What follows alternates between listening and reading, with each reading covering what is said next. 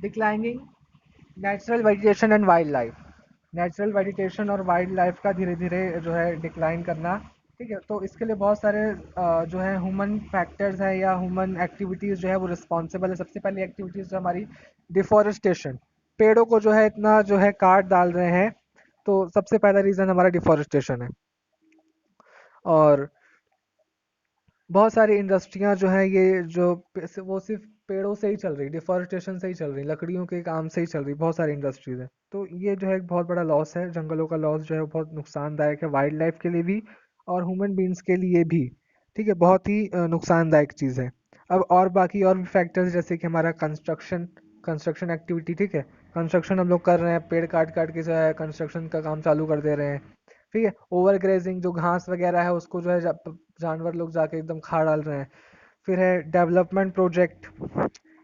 अब हर जगह जो है बिल्कुल नेचुरल जो है नहीं चाहिए, हर जगह ब्रिज चाहिए, बिल्डिंग हम लोगों को। ठीक है, हर जो है डेवलपमेंट पूरा एरिया चाहिए।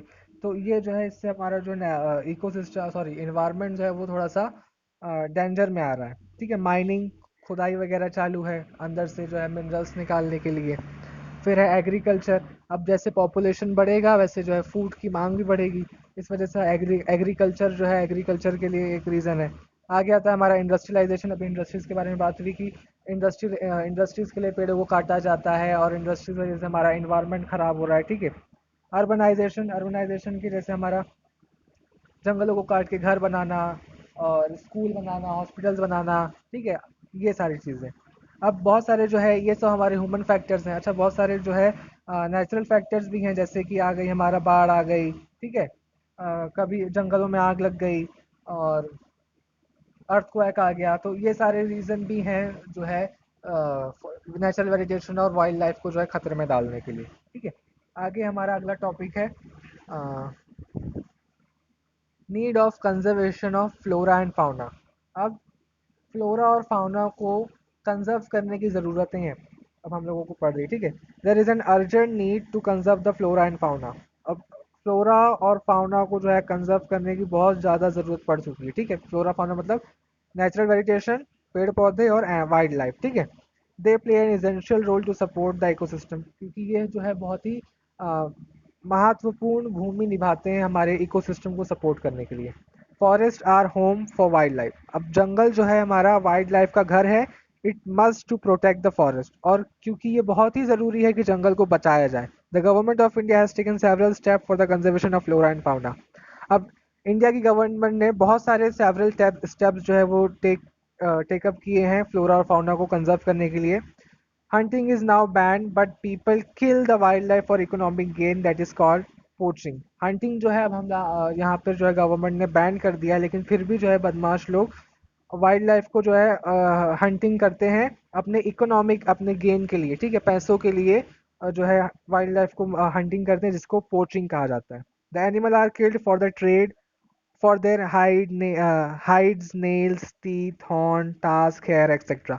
अब ये एनिमल जो है मारे जाते हैं अपने टीथ के लिए, अपने नेल्स के लिए, अपने सींग के लिए, हेयर के लिए, अपनी खाल के लिए। ठीक है, इनका जो है व्यापार होता है। Some of these animal are tiger, lion, elephant, deer, blackbuck, crocodile, rhinoceros, snow leopard, peacock etcetera. अब ये जो जानवर जो है मारे जाते हैं, जिनको किल्ड किया जाता है, वो जैसे कि हमारे lion, tiger, elephant, deer, peacock, leopard, rhinoceros etcetera, ये जो है ये सारे टाइप के जो है एनिमल्स जो है मारे जाते हैं। अब the government of India has taken several step for the conservation of natural vegetation and wild life. अब पहले भी बात हो चुकी है कि गवर्नमेंट ऑफ इंडिया ने बहुत सारे स्टेप्स जो है वो नेचुरल वेजिटेशन और वाइल्ड लाइफ को कंजर्व करने के लिए उठाए हैं, जैसे कि national park, wild life sanctuaries, biosphere reserve are made to protect our natural vegetation and wild life. ये सारी जो चीज़ें हैं, ये जो है नेचुरल पार्क बनाया गया है, वाइल्ड लाइफ सेंचुरीज वगैरह बनाई गई हैं, ताकि हमारी जो है वाइल्ड लाइफ और नेचुरल वेजिटेशन प्रोटेक्ट हो सके, बच सके। सोशल फॉरेस्ट्री एंड वन महोत्सव encourage the conservation of vegetation and wild life. कुछ जो है वन महोत्सव है और सोशल फॉरेस्ट्री वगैरह जो है ये की जाती है, ताकि लोगों को इनकरेज किया जाए, लोगों को जानकारी दी जाए। अ, आगे है the government of India has passed wildlife protection act 1971 to protect wildlife in India. Trade of wildlife is restricted, hunting is prohibited. अब गवर्नमेंट ऑफ इंडिया ने 1971 में एक वाइल्ड लाइफ प्रोटेक्शन एक्ट निकाला था, जिसके अंदर wild life को जो है बिल्कुल ही प्रोटेक्ट करना है, बचाना है इंडिया के अंदर। और वाइल्ड लाइफ को जो है ट्रेड करना, व्यापार करना जो है बहुत ही क्या बोलते हैं, पाबंदी लगा दी गई है। और उनका जो मारना जो है वो तो बहुत ही बड़ा जो है सजा का काम हो जाएगा, ठीक है। लेकिन फिर भी बदमाशी चालू है। Biosphere reserve has been set up for the conservation of flora and fauna and advance studies is regarded.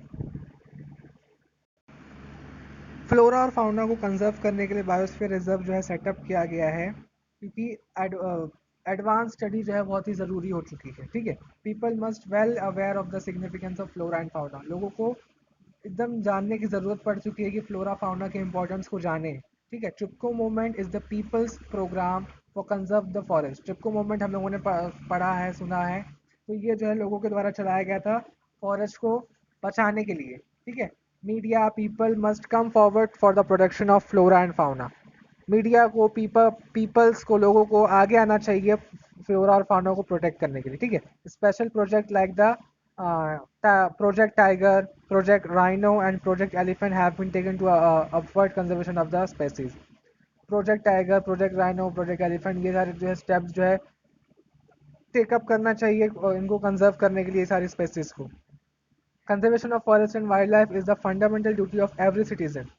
ये फॉरेस्ट को बचाना और वाइल्ड लाइफ को बचाना, ये जो है हम लोगों की ड्यूटी है, ठीक है। हम लोगों का एक ड्यूटी होना चाहिए, सभी सिटीजन की, जितने भी इंडिया के अंदर सिटीजन है, सबकी एक ड्यूटी होना चाहिए कि हम उनको बचाएं।